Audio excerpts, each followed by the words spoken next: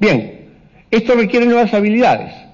Y básicamente la idea es que no podemos pensar el mundo como una fábrica. Como nosotros tenemos la tendencia a pensar siempre el mundo como una fábrica porque vivimos hasta hace muy poco en un mundo industrial.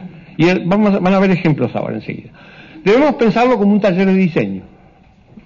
Entonces hay que adquirir nuevas habilidades, como por ejemplo educar de otra manera a los jóvenes, preparar para las actividades creativas, reeducar a los viejos trabajadores, es decir, el trabajador que ha pasado de un trabajo, pero lo peor es que hay que sacarlo de un trabajo rutinario a un trabajo no rutinario, de modo que hay que educarlo de una manera muy dura, muy difícil.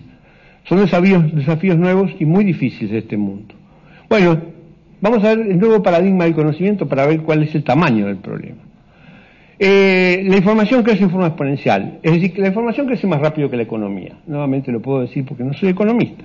Y mucho más que la población, es decir, aproximadamente la información crece, por ejemplo, al 7%, la economía al 3% y la población al 1 y algo, ¿no? Eso es así, son hechos, y eso se viene cumpliendo en los últimos 4 o 5 siglos.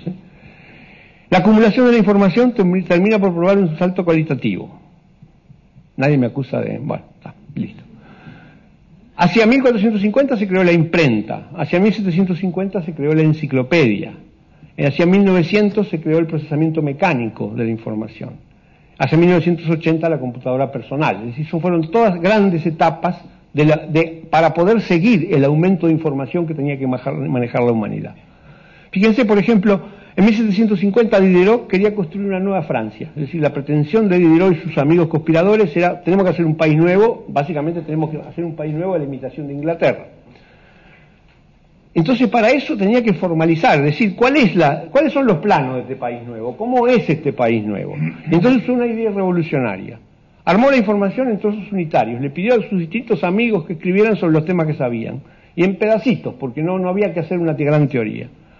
Los ordenó alfabéticamente, puso vínculos entre ellos, es decir, cuando uno estaba en una cosa de estas, si querías ampliar más tenía que ir a otro lado. Y así creó una manera nueva de manejar la información. Es el laberinto razonable, el laberinto que tiene maneras de ser recorrido.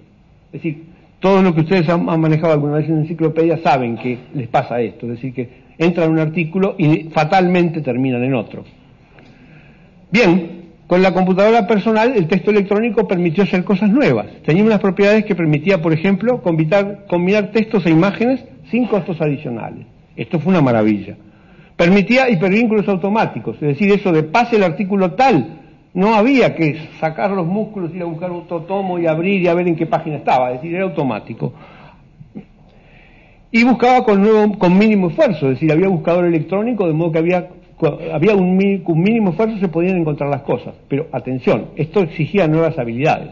Buscar en forma electrónica es una nueva habilidad, es una habilidad que hasta antes de la computadora personal no existía, o prácticamente no existía.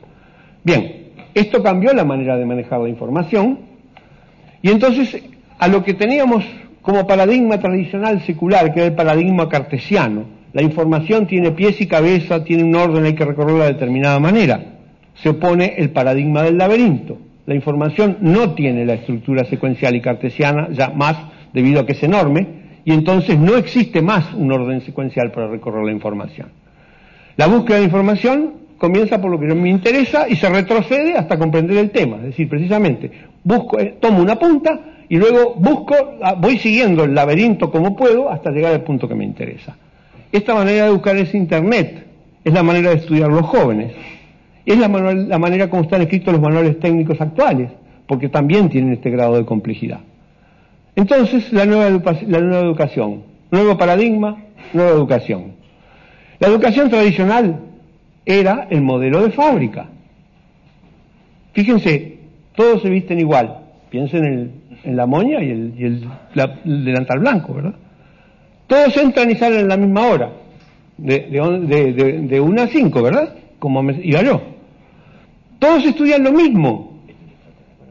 Al final se hace la verificación del producto, ¿verdad? Es decir, bueno, ¿pasa o no pasa? Eso se llama examen. El modelo de fábrica de la educación es exactamente igual que el modelo de la producción. Es decir, la educación solo había podido imaginarse lo mismo que se hacía para fabricar telas, autos o aviones. Es decir, la educación seguía el modelo de fábrica. Entonces, ¿qué pasa ahora que no tenemos más modelo de fábrica? El nuevo modelo. Hay que diseñar un modelo alternativo. Este es el tamaño de la modificación que tenemos que hacer. Todos somos diferentes y tenemos intereses diferentes y tenemos que respetar esto, pero ahora las TICs lo permiten. Cada uno puede seguir el laberinto según quiera y a la velocidad que quiera. Nuevamente, en una clase de fábrica no se puede, en una clase electrónica sí se puede. Alcanzar la meta es un logro, no hay nada que verificar al final. Observen, por ejemplo, que esa disposición de los niños que se paran y que van de una computadora a otra y que ya ni siquiera están en fila, porque hasta la línea de montaje era, ¿no?, la fila de bancos. Eso es exactamente lo que sucede cuando introducen la computadora en la clase, ¿verdad? En definitiva, ¿es posible este modelo? Sí, la propuesta ha sido similar al sistema de fábrica. Hasta ahora lo único que se había hecho para intentar educar las TICs fue hacer un aula de informática, nuevamente el modelo de fábrica para enseñar la computación, el uso de las nuevas tecnologías. Los alumnos se pasaron un tiempo asignado en el aula de informática, todos estaban al mismo tiempo, todos a la vez, todos hacían lo mismo. Los resultados hasta el momento no han sido buenos y por eso la propuesta educativa 1 a 1. La propuesta educativa 1 a 1, la virtud principal que tiene es que es otra, ¿no? Es otra, no es el modelo de fábrica. Por primera vez hay una propuesta educativa que no es el modelo de fábrica. Es una propuesta que tiende a eliminar los problemas de las aulas de informática y recién se está experimentando en el mundo. Y el Uruguay es un pionero mundial y a pesar de que alguien dice que esto es una barbaridad, ser pionero, yo creo que es una gran ventaja ser pionero. Y la experiencia dirá qué pasó con esta propuesta. Tal vez no es la propuesta final, tal vez hay que modificarle cosas, tal vez hay cosas más para hacer, pero la ventaja que tiene es equivoquémonos en cosas nuevas. Bueno, ¿cómo enseñar a recorrer el laberinto?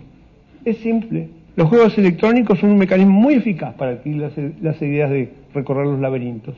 Es decir, los niños saben recorrer los laberintos porque juegan a esos juegos electrónicos que le plantean exactamente la misma dificultad.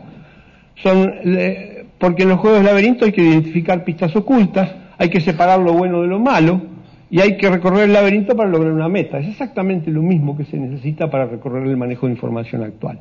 Es una poderosa herramienta educativa que no hay que descartar. Conclusiones. Tenemos nuevos desafíos. ¿Cómo recuperar a los trabajadores obsoletos? Es un problema terrible, ¿verdad?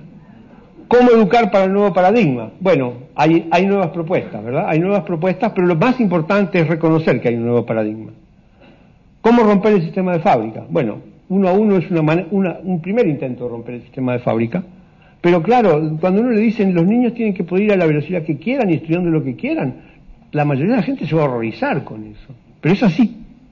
Si no se aburren los niños, si no, precisamente el resultado de la deserción o simplemente los malos resultados. ¿Cómo aceptar estas nuevas ideas, verdad? Bueno, para algunos casos tenemos respuesta, para otros todavía debemos encontrarlas, ¿verdad?